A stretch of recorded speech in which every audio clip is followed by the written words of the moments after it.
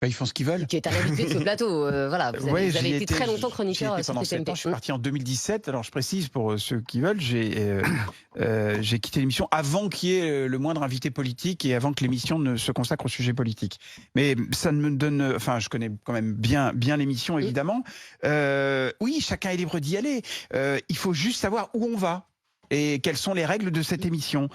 Tous les chiquiers politiques y a été. Hein, J'ose espérer que les RN. députés qui se rendent à la TPMP savent ce que c'est quand même. Alors, non, mais il faut savoir, faut y aller armé. C'est-à-dire que, d'abord, je finis juste ce que je voulais dire. Tous y ont été. Le RN, LR, LREM, NUPS, tous. Et ils vont continuer à y aller, je vous le dis. Pourquoi? Parce que, alors d'abord, il faut juste savoir où on va. C'est une émission clivante, où les débats sont durs, où il faut avoir des débats qui sont quelquefois binaires, où il faut répondre par oui ou par non. Faut répondre de façon courte. Faut avoir aussi, on peut pas faire thèse, antithèse, synthèse. Faut avoir des punchlines, faut être armé.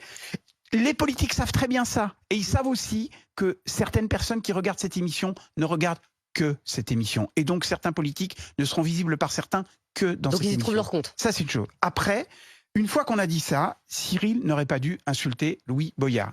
Je lui dirais si je l'avais en face de moi. Moi, je suis exactement sur la même ligne que Carl Olive, qui était effectivement sur le plateau hier. Le fait de le regretter, c'est une chose. Il devrait s'excuser parce qu'il n'aurait pas dû... Non, il regrette. Il a dit je vais pas aller jusqu'aux excuses. Il a dit ça hier soir. Je pense qu'il gagnerait à s'excuser et il aurait gagné à ne pas perdre son calme parce que du coup ça aurait crédibilisé, je dis, l'outrance de Fort Boyard et lui serait resté dans son rôle. Pas Fort Boyard, Louis Boyard. Louis Boyard, pardon. Et ça, enfin, insulter quelqu'un, qu'il soit député, stagiaire, journaliste, chroniqueur, ça c'est pas possible. Et donc, je pense qu'il gagnerait à s'excuser. Ça donnerait de la force à son propos. Après, je voulais revenir sur une autre chose très importante, sur la loyauté.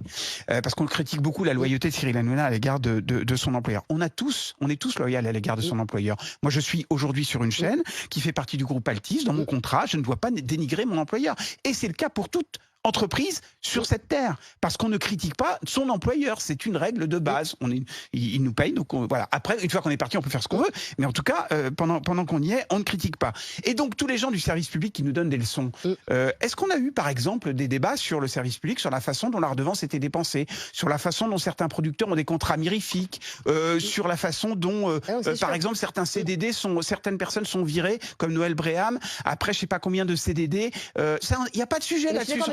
Donc eux sont loyaux. Non mais je voudrais juste terminer mon argumentaire, Estelle. Je voudrais juste terminer mon argumentaire. Si tu dis du mal, je vais pas aller t'insulter, c'est ça que je veux dire. Ce que je veux dire par là, c'est que la loyauté à l'employeur, elle n'est pas à géométrie variable.